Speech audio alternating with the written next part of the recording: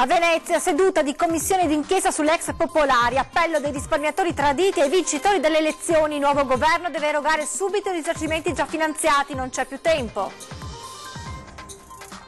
Parla la zia della studentessa di Conegliano che nel 1990 morì nell'assalto al treno della banda Maniero. Dopo le dichiarazioni dell'ex boss, in questi giorni l'amarezza dei familiari. Operazione della Digos di Vicenza, espulso un giovane cittadino senegalese, ex calciatore delle giovanili del Verona, sospettato di terrorismo.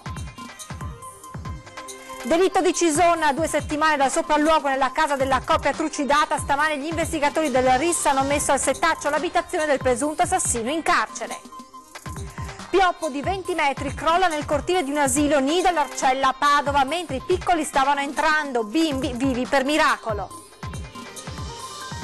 Valvole killer, non c'è pace per la famiglia di un paziente padovano deceduto dopo l'impianto. L'azienda ospedaliera, forte di una sentenza civile, per la seconda volta rivuole indietro il max indennizzo. Oggi l'addio al patrono dell'Aprilia, ad Aso la cerimonia funebre, poi il corteo di moto verso la sede di Noale, commozione e ricordi per un Veneto vincente. Buonasera e ben trovati con l'edizione del Veneto dei telegiornali di Antenna 3. In primo piano dunque l'appello dei risparmiatori rovinati dal crack delle banche popolari venete alle forze politiche che hanno vinto le elezioni del 4 marzo. Eroghino subito i risarcimenti previsti dal decreto del governo Gentiloni, altrimenti, dicono, molte aziende chiuderanno per sempre bottega. Il fondo di ristoro per le vittime del crack delle popolari venete manca ancora dei decreti attuativi e l'attuale situazione di incertezza post-elettorale rischia di ritardare l'effettiva erogazione di questi risarcimenti.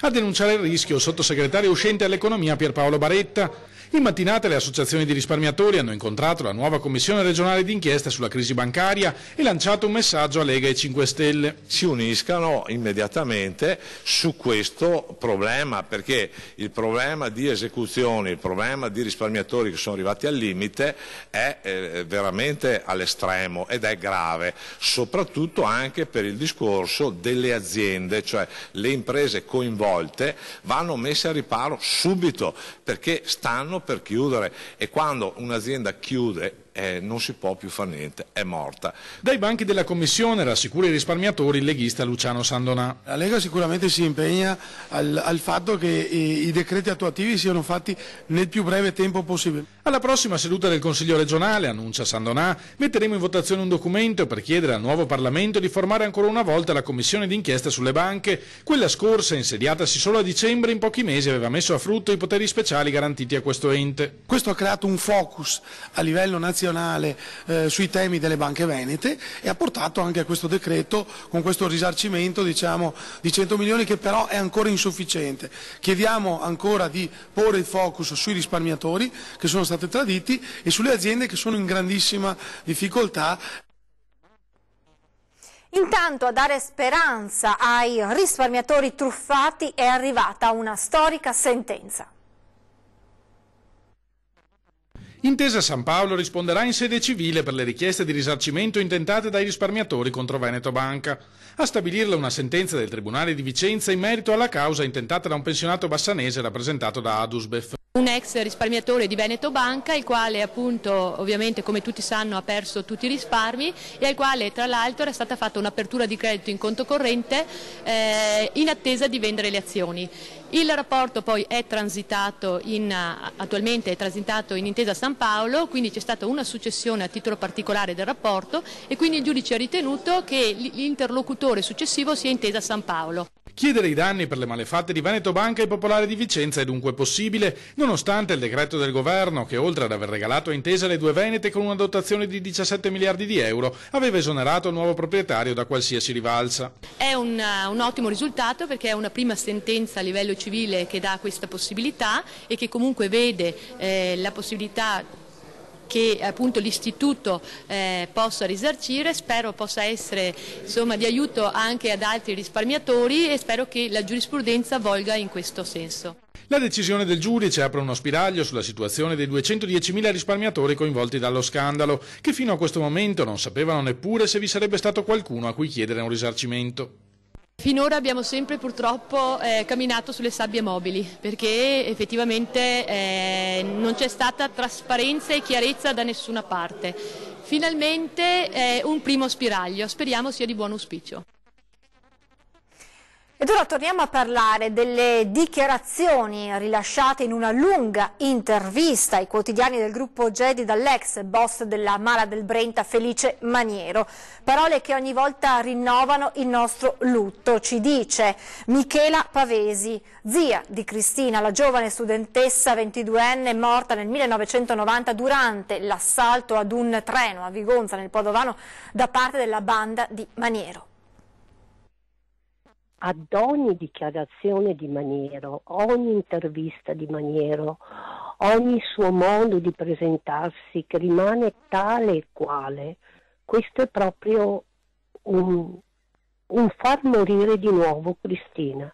A parlare è Michela Pavesi, zia di Cristina, morta nel 1990, colpita dalle schegge del vagone portavalori Venezia-Milano, fatto esplodere dagli uomini di Felice Maniero.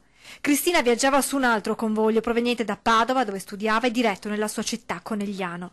Ad ogni intervista l'ex boss della Mala del Brenta dice di essere pentito per la morte della giovane studentessa. Parole che riaccendono un dolore mai sopito, dolore che un anno dopo portò alla morte il padre di Cristina. Mio fratello che è morto a causa di Maniero, a causa di questo grande dolore. Un dolore che ha dovuto fare i conti con la giustizia. Cristina è una vittima che non ha avuto giustizia e quindi bisogna lavorare su se stessi. Eppure, nonostante tutta questa sofferenza, Michela Pavesi dimostra ulteriore dignità. Nessun rancore, dice, nei confronti di Maniero. Io non provo assolutamente niente nei confronti di Maniero, non provo rabbia, non provo odio, non ho rancore. Per me è stato importante staccarmi dal punto di vista emozionale e cercare altre vie. Se io fossi ingabbiata nell'odio, non riuscirei a vivere. E così Michela Pavesi ha trovato il suo modo per andare avanti. Ha iniziato a collaborare con Libera di Don Ciotti e ad andare nelle scuole. E poi c'è il progetto al fianco degli educatori di strada nel quartiere Barra di Napoli, dove vivono ragazzi che, spiega, potrebbero diventare i nuovi manovali della camorra. Tutti noi, aggiunge Michela Pavesi, abbiamo bisogno di legalità. Non ci possono più essere persone come Maniero se ognuno di noi facesse qualcosa. L'ultimo pensiero va a Cristina, a come sarebbe oggi. Penso che avrebbe fatto tante cose, era altruista e generosa. Io penso sempre a lei. Aveva maturato un odio verso il mondo occidentale da trasformarlo in un potenziale terrorista. Un 22enne di origini senegalese, individuato dalla Digos di Vicenza, è stato espulso dal nostro paese. Il risentimento per il mondo occidentale poteva tramutarsi in azione e trasformare Salma Mefili, 22 anni, senegalese, ex giocatore dell'Hellas Verona, in un possibile lupo solitario, un attentatore capace di compiere una strage in nome di un odio per quel mondo al quale aveva voluto appartenere, ma si sentiva rifiutato. Per il 22enne è scattata l'espulsione per 5 anni dal nostro paese. L'indagine della Digos di Vicenza scatta nel settembre del 2017, dopo che da Udine arriva l'informativa che il giovane senegalese cerca di comprare via internet del mercurio da un orologiaio di Torre Belvicino. In particolare cerca del mercurio rosso, che secondo alcuni siti sarebbe utilizzato dai terroristi per la fabbricazione di ordigni. Convocato in questura per chiarimenti, il 22enne dà spiegazioni fantasiose, farnetica, parlando di sacrifici per ottenere vantaggi nella vita reale, nell'aldilà, e nega di professare la religione musulmana. Ed invece, quando gli agenti sono andati a prenderlo, stava ascoltando via satellite una predica di un imam e dormiva con il Corano sotto il cuscino, una pericolosità che si manifesta nel tempo. Nel corso dei mesi ha cercato di procurarsi delle armi da sparo e aveva iniziato ad andare in giro in luoghi pubblici portando addosso armi proprie da taglio come coltelli da cucina anche con lama da 30 centimetri. Siamo a febbraio di quest'anno, il giovane senegalese scartato dall'Hellas Verona, dove era stato ingaggiato per 2 anni dopo aver giocato nello Zanè, non ha più un reddito sicuro, non ha un lavoro. La madre che aveva portato in Italia se n'è andata ad Avellino, così come gli zii che lo avevano accolto a 14 14 anni, lui migrante clandestino, se ne sono andati. In più, il permesso di soggiorno che gli consente di rimanere nel mondo occidentale è in via di scadenza, una situazione che radicalizza in lui un odio sempre più forte. Lui stava iniziando un percorso di risentimento forte nei confronti del mondo occidentale e aveva iniziato a cercare la possibilità di armarsi. Questo ha ritenuto potesse essere effettivamente un soggetto estremamente pericoloso. Ed ora la condanna a 30 anni dell'uomo che nel 2016 uccise un detenuto a Chiesanuova, nel Padovano. È stato condannato a 30 anni Santino Macaluso, il 55enne di Agrigento, giudicato colpevole dell'omicidio di Antonio Floris, avvenuto il 6 novembre 2016 nella residenza dei padri Mercedari a Chiesanuova. La sentenza è stata emessa dalla Corte d'Assise presieduta dal giudice Carlo Marassi. Macaluso e Floris, entrambi detenuti in regime di semilibertà, lavoravano presso la casa dei religiosi. La vittima venne colpita violentemente al capo con un bastone, poi nascosta sotto una legnaia in giardino. Il movente il denaro e l'onore. Floris aveva accusato Macaluso, che aveva passato 26 anni in cella per duplice omicidio, davanti alla comunità di avergli rubato del denaro e gli aveva tolto il saluto, due gesti che Macaluso ha interpretato come una imperdonabile mancanza di rispetto da punire col sangue. Il massacro dei coniugi Nicolasi a Cison di Valmarino, in provincia di Treviso, questa mattina a Refrontolo, nell'abitazione di Sergio Papa, unico indagato per il delitto, sono arrivati i carabinieri del RIS.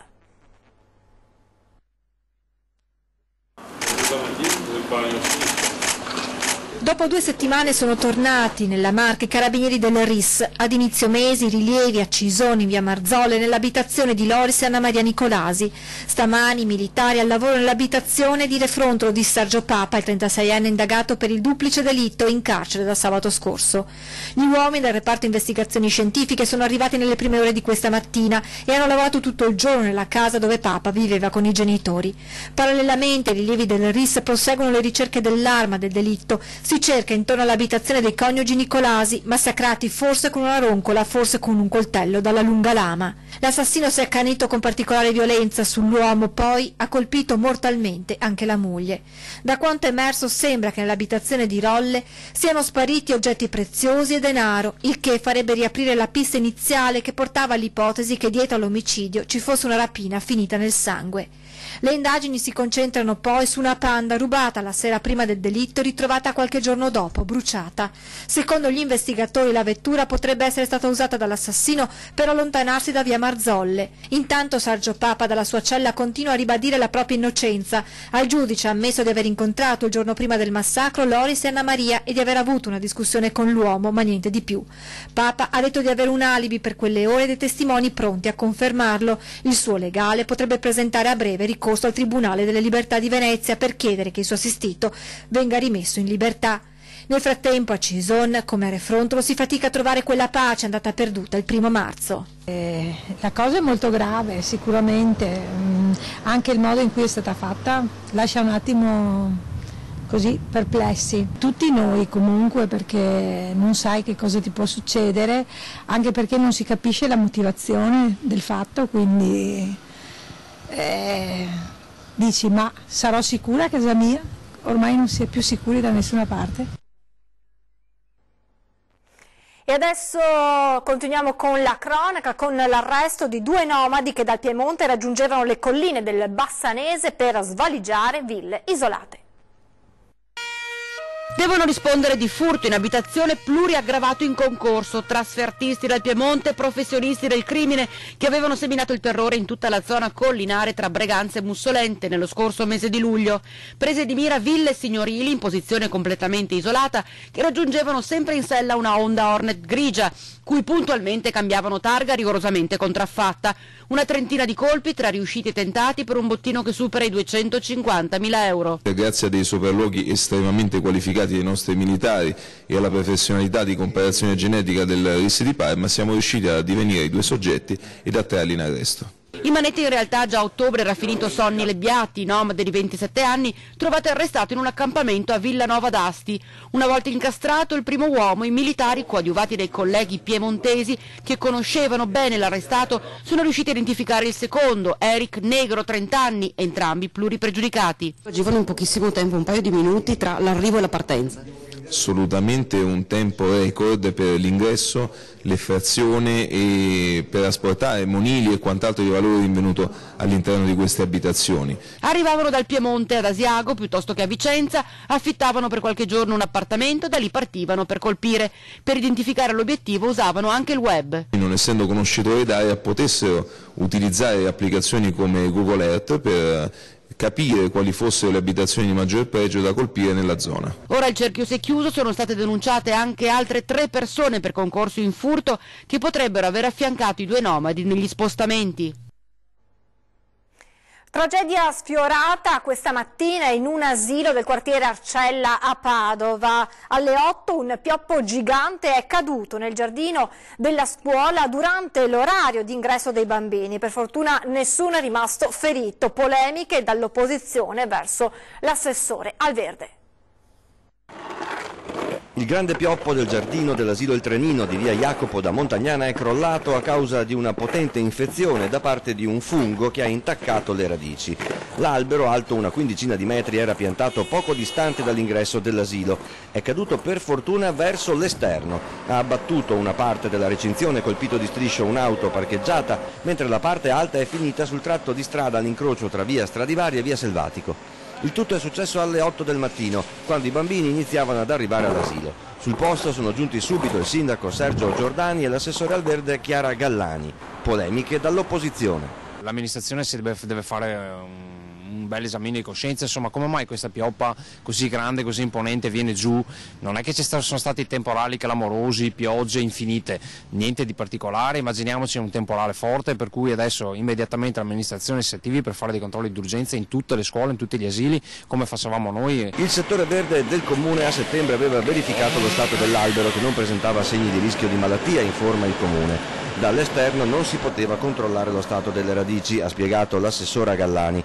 Le intense piogge di questi ultimi giorni possono aver reso meno solido l'ancoraggio al terreno. I tecnici del settore verde, in accordo con l'assessora Gallani, hanno deciso di abbattere per sicurezza anche il pioppo che vive accanto a quello caduto. Al via anche uno specifico piano di verifica delle alberature presenti nelle scuole. Restiamo a Padova con una nuova richiesta di risarcimento, questa volta da 90.000 euro, per la famiglia di Antonio Benvenu, l'uomo morto dopo l'innesto di una valvola cardiaca. Dove devo andare a incatenarmi davanti al Presidente della Repubblica? Non lo so cosa devo fare.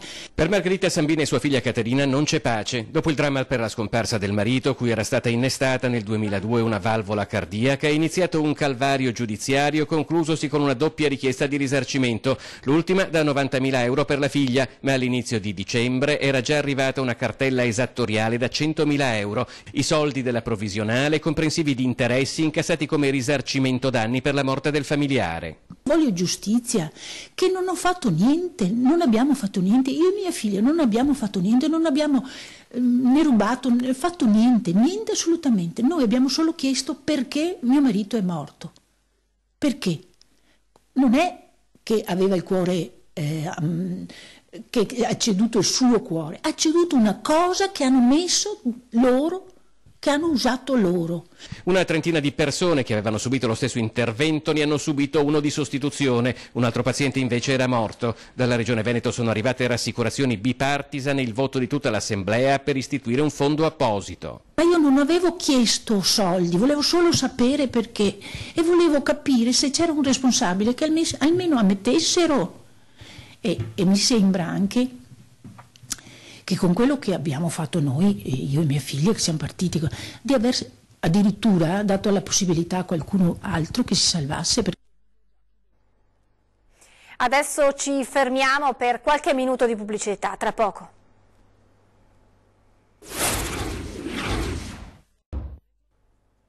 Di nuovo in diretta per parlare dell'addio questa mattina di Ivano Beggio, storico patron dell'Aprilia, la cerimonia funebre ad Asolo, poi il feretro scortato da un corteo di moto è stato portato a Noale per l'omaggio tra i suoi operai. Duomo di Asolo gremito per l'ultimo saluto ad Ivano Beggio, patron dell'Aprilia e uno dei simboli dell'imprenditoria del Nord-Est.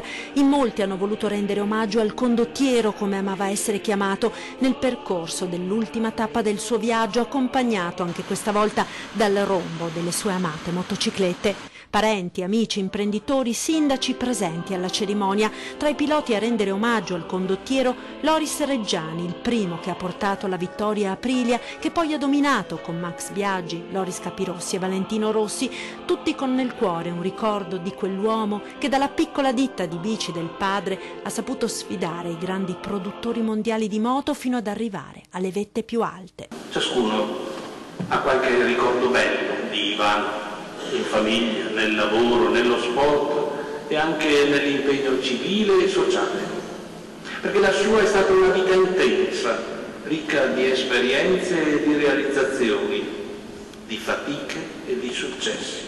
Un corteo di motociclisti da tutta Italia, in sella alla Moto 6.5, il modello preferito e più amato da Ivano Beggio, hanno scortato il feretro dall'uscita della chiesa fino a Noale, che in una rocca gremita ha voluto tributare l'ultimo saluto allo storico patron dell'Aprilia.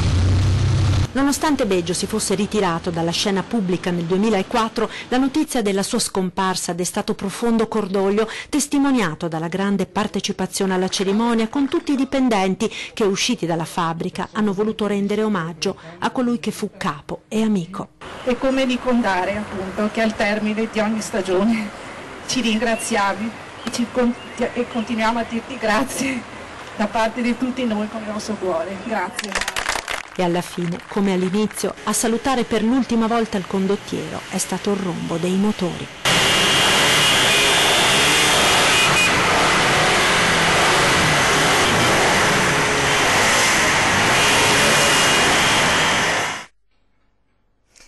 Telecamere ad alta tecnologia in grado di offrire una videosorveglianza completa ai comuni. Confservizi Veneto si schiera a supporto delle amministrazioni locali per i progetti e le richieste. Non è soltanto videosorveglianza per registrare un evento, ma una videosorveglianza intelligente che tiene sotto controllo tutta la città e che, oltre a mandarmi le immagini di quell'evento particolare che può accadere, mi dà tutta una serie di informazioni, di dati della città. Città non solo più sicure, ma anche meglio governate, per esempio nei loro flussi di traffico, grazie a sistemi di videosorveglianza ad altissima tecnologia, in grado di rilevare e segnalare in tempo reale tutto ciò che accade in strade e piazze. Un futuro molto vicino per i nostri comuni, grazie ad un finanziamento statale al quale si può accedere presentando entro il 30 giugno alla prefettura di competenza un patto per la sicurezza aggiornato ed un progetto strategico. Confservizi interviene nel creare il tavolo tecnico di coordinamento, perché il Ministero degli Interni ha messo a disposizione questi 15 milioni di euro per l'anno 2018, altri 15 milioni ci saranno a disposizione per l'anno 2019, ma soltanto sui progetti che sono che integrano le forze di polizia. Quindi un tavolo in cui ci sono i carabinieri, c'è la polizia di Stato, la polizia municipale, i vigili del fuoco, tutte quante le forze di primo intervento, di primo soccorso che operano su quella città. Le telecamere possono fare di tutto, dal rilevare la circolazione di un'auto senza assicurazione al segnalare la presenza di qualcuno che abbandona la spazzatura dove non dovrebbe. Una tecnologia che non ha limiti e che è possibile avere ritoccando le telecamere già in funzione nelle nostre città. Noi ci mettiamo a fianco delle amministrazioni comunali, perché siamo l'associazione che rappresenta le aziende pubbliche del territorio veneto, e quindi è il nostro compito metterci a fianco delle amministrazioni comunali per far sì che questi progetti vadano in porto e finalmente che a livello regionale si riesca anche a ragionare con una testa e con un progetto unitario. È tutto per questa edizione, vi lascio le previsioni del tempo, grazie per essere stati con noi, buona serata.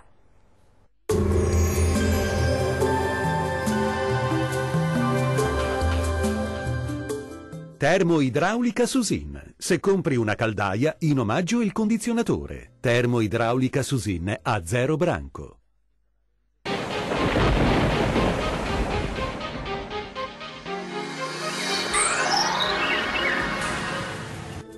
Maltempo su tutto il Triveneto, sarà una giornata all'insegna delle piogge sulle nostre regioni. Vediamo il dettaglio di sabato 17 marzo. Sul Veneto condizioni di tempo spiccatamente instabile, piogge diffuse su tutti i settori della nostra regione, localmente anche di moderata intensità sin dal mattino e per tutto l'arco della giornata. Diamo uno sguardo all'andamento delle temperature, le minime saranno comprese tra 5 e 7 gradi, valori massimi molto miti tra 8 e 12 gradi circa. Poche novità sul Friuli Venezia Giulia, anche qui il tempo sarà perturbato con precipitazioni un po' ovunque, ma in lieve attenuazione in nottata. Temperature minime tra 6 e 8 gradi, valori massimi invece oscillanti tra 9 e 11 gradi. Maltempo anche sul Trentino Alto Adige, la nostra grafica ci mostra che le piogge saranno diffuse su tutta la regione, anche moderate.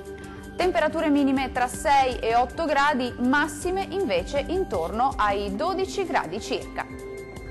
Dal meteo di Antenna 3 per ora è tutto. Arrivederci.